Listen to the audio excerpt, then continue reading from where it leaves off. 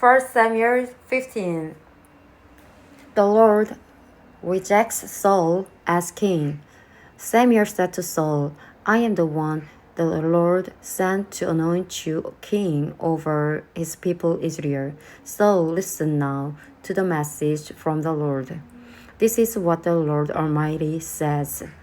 I will punish the Amalekites for what they did to Israel when they waylaid them as they camped up from Egypt. Now go attack the Amalekites and totally destroy all that belongs to them. All that belongs to them. Do not spare them. Put to death men and women, children and infants, cattle and sheep, camels and donkeys. So Saul summoned the men and mustered them at Telaim, 200,000 foot soldiers and 10,000 from Judah. Saul went to the city of Amalek and set an ambush in the ravine. Then he said to the Canaanites, Go away, leave the Amalekites, so that I do not destroy you along with them. For you showed kindness to all the Israelites when they came up out of Egypt. So the Canaanites moved away from the Amalekites. Then Saul attacked the Amalekites all the way from Havilah to Sur, near the eastern border of Egypt. He took Agag, king of the Amalekites, alive, and all his people he totally destroyed with the sword. But Saul and the army spared Agag and the best of the sheep and cattle, the fat calves and lambs, everything that was good. These they were unwilling to destroy completely, but everything that was despised and weak, they totally destroyed. Then the word of the Lord came to Samuel. I regret that I have made Saul king, because he has turned away from me and has not carried out my instructions. Samuel was angry, and he cried out to the Lord all that night. Early in the morning, Samuel got up and went to meet Saul, but he was told, Saul has gone to Carmel. There he has set up a monument in his own honor and has turned and gone on down to Gilgal. When Samuel reached him, Saul said, The Lord bless you. I have carried out the Lord's instructions. But Samuel said, What then is this bleating of sheep in your ears? What is this lowing of cattle that I hear? Saul answered, The soldiers brought them from the Amalekites.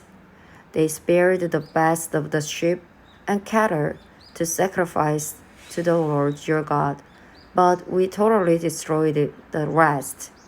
Enough, Samuel said to Saul. Let me tell you what the Lord said to me last night. Tell me, Saul replied.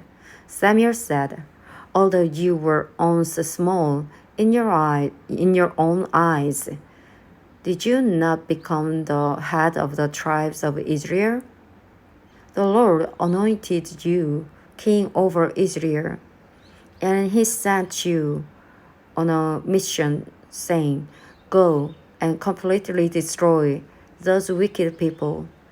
The Amalekites' ways were against them until you have wiped them out. Why did you not obey the Lord Why did you pounce on the plunder and do evil in the eyes of the Lord? But I did obey the Lord. What I did obey the Lord, Saul said.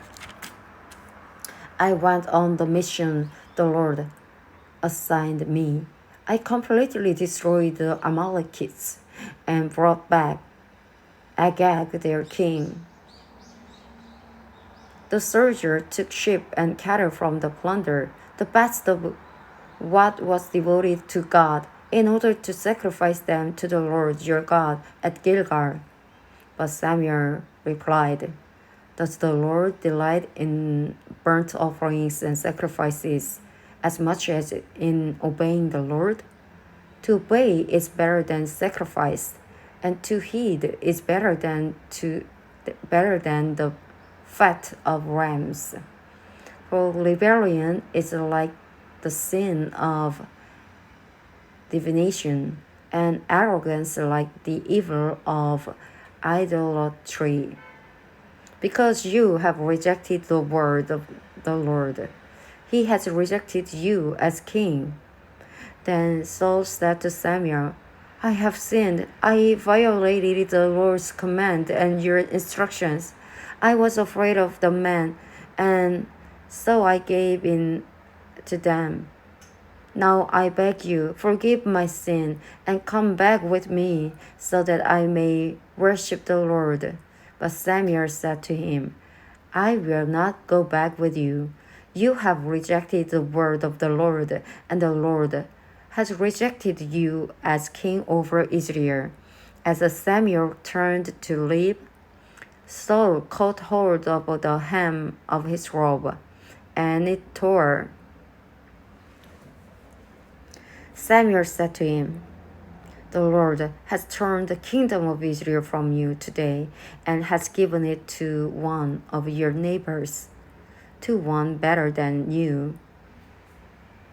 He who is the glory of Israel does not lie or change his mind, for he is not a human being that he should change his mind. Saul replied, I have sinned, but please honor me before the elders of my people and before Israel. Come back with me, so that I may worship the Lord your God. So Samuel went back with Saul, and Saul worshipped the Lord. Then Samuel said, Bring me Agag, king of the Amalekites. Agag came to him in chains, and he thought, Surely the bitterness of death is past.